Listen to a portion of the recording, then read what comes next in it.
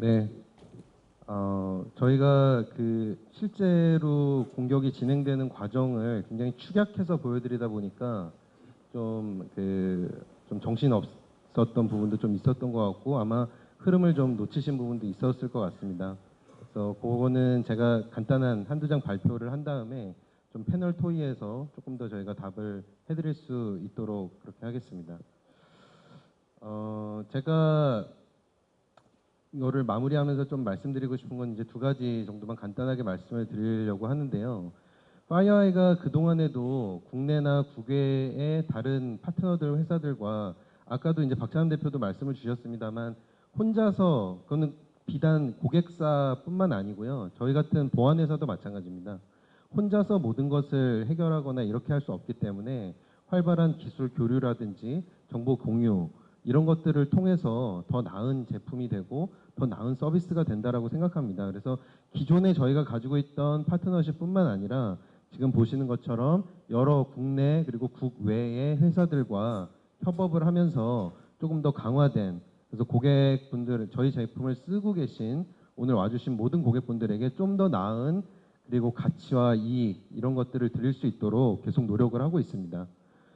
그리고 그 중에서도 저희가 딥소프트와 연동한 부분에서는 예를 들어서 저희 EX 장비를 함께 연동을 해서 스팸이나 이런 알려진 공격들을 최대한 이제 잘 걸러내고요. 그럼 거기서 이제 스팸 장비에서 잡지 못하는 것들을 다시 저희 EX 장비에서 탐지하는 이런 형식으로 지금 국내에 굉장히 연동을 해서 많은 고객분들에게 도움을 드릴 수 있도록 그렇게 하고 있습니다. 마지막으로 이제 로드맵 부분이고요. 로드맵 부분은 저희 보시면 예를 들면은 아까 굉장히 그 내부 확산을 하거나 그런 취약점들, SMB나 RDP 취약점들 이런 걸 가지고 박찬환 대표가 내부 확산하시고 이런 것들을 보셨을 텐데요. 기존의 NX 거의 다 쓰고 계실 텐데요. 그 NX 제품을 MVX 스마트 그리드라는 걸로 업그레이드를 하시면은 저희가 그런 네트워크단에서도 엔드포인트에 설치를 하지 않은 상태에서도 네트워크단으로 해서 내부 확산되는 것들을 저희가 탐지할 수 있는 그런 엔진이 바로 이번 분기에 저희가 고객분들한테 제공해 드릴 예정입니다. 또 EX 쪽에서 아까 보신 것처럼 쉬운 URL이나 그런 여러 가지 저희 EX를 우회하려는 그런 여러 가지 공격 기법들이 있기 때문에 저희가 가지고 있는 어드밴스드 URL 디텍션 엔진을 3.0으로 업그레이드 시켜서 이메일에 포함되어 있는 모든 URL들을 저희가 다 동적으로 정적으로 검사할 수 있는 기능을 마찬가지로 이번 분기에 제공해 드릴 예정이고요. HX에서도 뭐 랜섬웨어 방어라든지 공격 차단이라든지 더 쉬운 조사 방법이라든지 이런 것들을 함께 제공해 드릴 예정입니다. 여기까지 해서 제가 간단하게 마치도록 하고요. 지금 오늘 발표해 주신 패널들 그리고 박찬환 대표님 모시고 약간 몇 가지 저희가 말씀을 좀 나눠보도록 하겠습니다. 네, 일반적으로 저희가 이런 세미나를 하면 대부분 다 그러니까 뒤에서 저희 파트너 분들도 심지어 그렇게 물어보시던데 이거 다 미리 짜느라고 힘들지 않았냐고. 근데 실제로 저희가 아까 제가 시작할 때 말씀드린 대로 공격 시나리오에 대해서 저희가 전혀 협의한 게 없었고요. 그래서 오히려 사실 저희도 되게 걱정했습니다. 이거 안 잡히면은 어떡하지 이러고서 세미나 날짜는 잡아놨는데 근데 이제 그래서 공격 시나리오를 전혀 협의 없이 가지고 오셨을 때 시연을 했고 그래서 오늘 결과가 나왔다는 거를 제가 좀 말씀을 드리고요. 일단 여기 계신 분들 여러분들 질문을 받기 전에 제가 좀 궁금했던 것들 먼저 박찬흠 대표랑 여기 오늘 발표하신 분들한테 조금 한번 여쭤보도록 하겠습니다. 일단 대표님 오늘 고생 많으셨습니다. 네, 감사합니다. 제가 또 궁금했고 뒤에서 다른 분이 저한테 질문을 주셨던 내용인데 제가 답을 드리는 것보다 대표님이 한번 답을 주시면 어떨까 싶어서 그러니까 기업이 보안 운영팀, 기업에 있는 보안 운영팀들 입장에서 봤을 때 대부분 이제 APT 솔루션이나 이런 거를 할 때 악성 코드를 탐지하고 차단하는 테스트를 주로 하시거든요. 예를 들면은 제안사, 보안회사들마다 샘플을 뭐 한 10개씩 가져와라 이렇게 해서 그게 탐지되냐 안 되냐 이런 식으로 이제 많이 보시는데 오늘 제가 보니까 그 악성 코드가 침투된 이후에 내부 확산이라든지 권한 상승이라든지 이런 것들이 많이 이루어지는 것 같은데요. 기업 보안 운영팀 입장에서 악성 코드 이후의 어떤 행동들 이 두 가지 중에 어떤 게 더 중요하다고 보시고 어디에 더 초점을 맞추는 게 좋다고 보시는지요?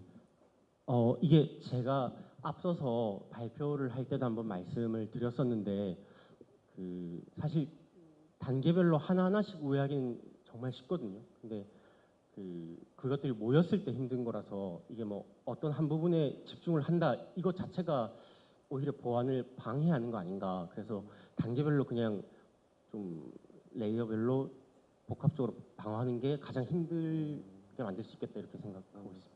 그러니까 아까 말씀 주신 전체 공격 과정, 뭐 처음에 뭐 정찰하고 악성 코드 뿌리고 최종 데이터를 유출하는 때까지 그 전 과정에 대해서 다 적극적으로 방어하는 게 네, 그게 가장 좋겠다 이런 말씀을 제가. 그리고 요것도 뒤에서 다른 고객분이 질문 주신 내용을 제가 적어 왔는데요.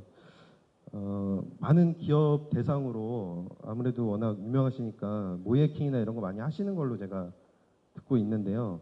실제로 성공 확률이 어떠시냐 이렇게 또 여쭤보신 분이 있었고 또 공격 아까도 잠깐 말씀 주시긴 했는데 실제 모이해킹이나 이런 걸 하실 때 어떤 기업이나 어떤 보안팀이 또 어떤 내용들이 가장 뚫기가 힘드셨는지 그거 잠깐 공유해 주실 수 있을까요?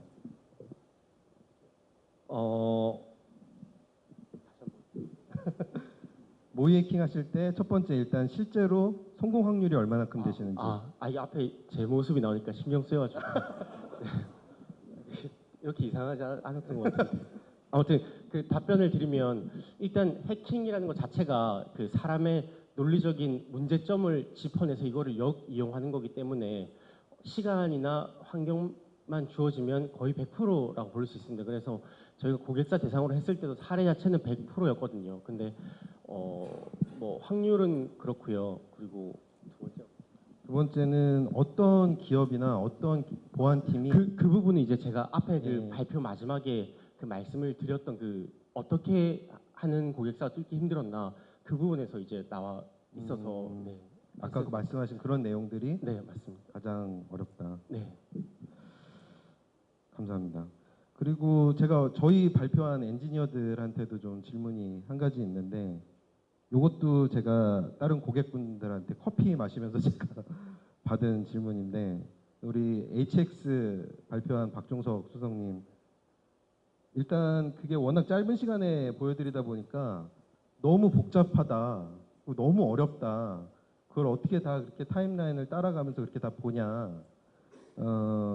근데 거기 나와 있는 대로 그래야만 대응이 되는 거냐. 이렇게 질문을 주셨는데 그거는 어떻게 좀 답을 주실 수 있을까요? 네. 우선 제가 이번 세미나를 준비하면서 저도 굉장히 어려웠습니다. 그냥 단순 악성 코드 한두 개를 찾아내는 게 아니라 뭔가가 하나씩 벗기면 벗길수록 의심스러운 파일들이 계속 나왔고요. 얘네들을 추적해 나가면서 내가 뭘 하고 있는지 그런 고민이 들 정도로 굉장히 어려웠는데 어느 순간 하나씩 이 조각이 맞춰져 갈 때 공격의 실체가 어느 정도 보였고요. 그리고 확인을 하면서 이게 이제 맞다라고 느껴질 때 어느 정도 엔지니어로서의 희열을 어느 정도 느꼈거든요. 근데 이게 막상 시작하려고 하면 굉장히 하기 싫고 어렵고 포기를 하려고 하는데 그러니까 보신 것처럼 사람이 경험과 뭐 어떤 받쳐주는 장비가 없으면 굉장히 하기가 어렵습니다. 그런데 보시는 것처럼 어떤 제품이든 보안 솔루션들을 가지고 있을 거고요. 이 솔루션들을 이용을 해서 공격의 이 라이프 사이클이 있을 거고 소위 말하는 그 사이버 킬체인이라는 용어가 있습니다. 그러니까 이 킬체인이라는 용어가 나온 게 미사일이 날아올 때 중간에서 뭐 맞추고 이런 것도 있지만 아예 그 이전에 연료를 채우거나 아예 그 이동식 미사일이 뭐 어디론가 위치가 이동될 때 이거를 조기에 타격하는 그래서 사이버 킬체인은 앞서 여러 가지 그 공격의 라이프 사이클이 있을 때 솔루션들을 이용하거나 아니면 본인이 가지고 있는 스킬이나 어떤 정책들을 이용해서 각 포인트별로 효과적으로 이것을 탐지를 해서 그냥 뭐 사전에 어떤 킬체인을 만든다든지 뭐 이렇게 되면은 우리는 조직이 없고 인력도 작다 그리고 예산도 작게 되면 최대한 앞쪽에서 어떤 포인트에서 우리가 이 킬체인을 만들어서 공격을 무효화시킬 거냐, 이 부분을 이제 고민을 할 수 있을 것 같습니다. 그러면 그 뒷부분에 대한 어려운 부분이 없을 수도 있는데, 그렇다면 무조건 또 그렇게 가야 되느냐?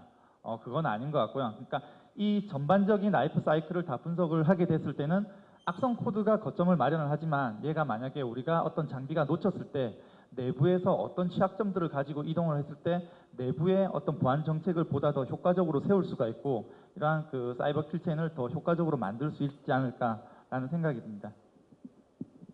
전체 아까 박찬 대표님 얘기하신 거랑 좀 일맥상통하는 걸로 전 이해를 했는데, 그러니까 전체 공격의 단계가 굉장히 여러 가지가 있고, 그 예를 들어서 악성 코드를 놓치더라도 그 다음 단계 거기서 각 단계별로 대응하면 뭐 된다. 네, 맞습니다. 그러니까 조직이 가장 잘할 수 있는 곳에 포인트를 맞춰서 그 부분에 이제 투자를 해서 킬체인을 끊을 수 있는 방법을 만드는 게 이제 가장 중요한 것 같습니다. 감사합니다. 자, 그러면 여기서 일단 오늘 참석하신 고객분들 질문을 한번 좀 직접 받아보도록 하겠습니다. 여기 마이크 하는 것 좀 도와주시고요. 질문 있으신 분 손 들고 한번 질문 주시겠습니까?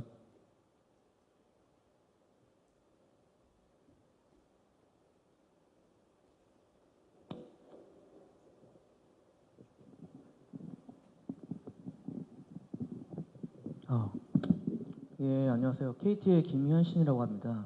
예. 저는 유익한 세미나였다고 생각을 하고요. 두 가지 질문을 드리면, 아까 인상 깊었던 게 치매를 피해로 전환하지 않게 하면 된다는 건데, 결국에는 그 어떤 기업 정보나 개인 정보가 유출되지 않게 해야 된다라는 걸로 저는 들리는데, 지금 뭐 참여하신 대부분의 그 기업들이 지금 파이어웨이를 도입하였고 사용할 정도로 네트워크 측이나 뭐 엔드포인트 단 보안에 되게 강화된 걸로 저는 알고 있습니다. 그래서 아까 말씀하신 것처럼 개인정보나 그런 주요 기밀 정보 같은 경우가 기업 내 DRM이나 그 뭐 DLP를 통해서 다 지금 보안이 되어서 암호화가 되고 있는데, 그게 유출돼서 혹시 그걸 복호화해서 실제로 뭐 그 어떤 다른 수단으로 사용할 수 있는가라는 거를 이제 박찬환 대표님한테 말씀을 드리고 싶고, 두 번째로는 과연 그게 아웃바운드로 유출되었을 때 그게 지금은 뭐 별도의 뭐 평문 통신을 통해서 네트워크 평문으로 유출이 됐지만, 혹시라도 암호화된 전송 프로토콜을 사용해서 유출되었을 경우에 파이어웨이 측에서는 어떻게 좀 대응할 수 있는지를 좀 여쭤보고 싶고요.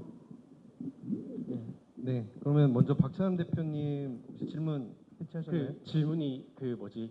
DRM이나 DRM 같은 걸로 문서가 암호화되어 있거나 아니면 뭐 DLP 같은 솔루션을 이미 아마 이제 쓰고 계실 테니까, 그런 경우에도 효과적으로 어떤 데이터를 유출하거나 이런 게 가능한지 이렇게 한번 여쭤보신 거예요. 이게 그 보안 장비를 분석해 보면은 그 아실 테지만 DRM 같은 경우는 조금만 이 내용들을 그 분석을 해보면 후회하는 게 좀 상당히 쉽습니다. 그래서 DRM 자체는 그 여기 DRM에서는 없죠.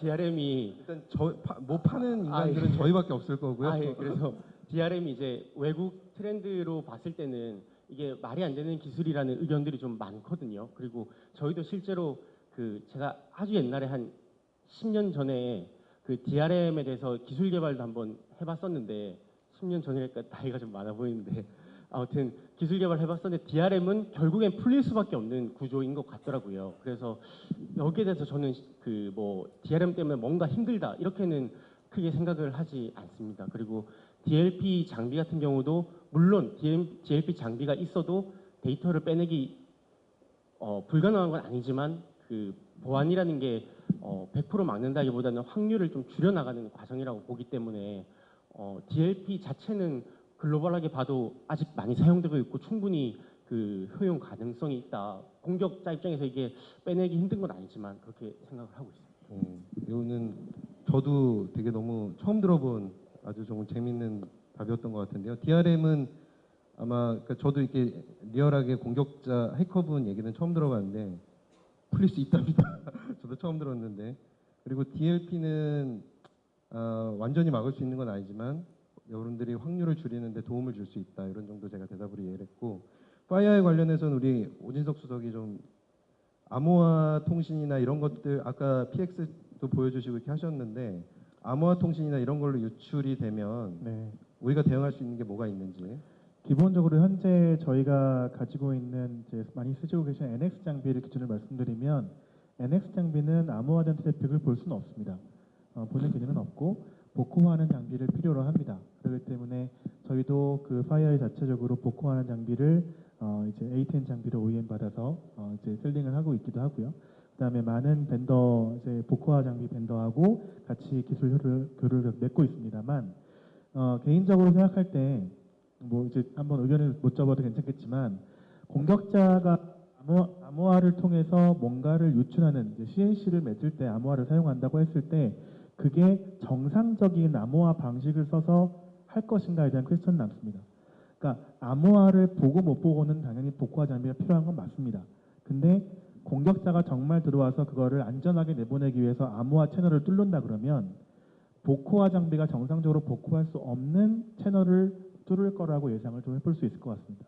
그렇기 때문에 일정 부분 복호화 장비를 통해서 트래픽을 다 복호화했다고 해서 이제 모든 유출을 다 탐지를 하고 차단할 수 있다 이렇게 볼 수는 없을 수 있을 것 같습니다.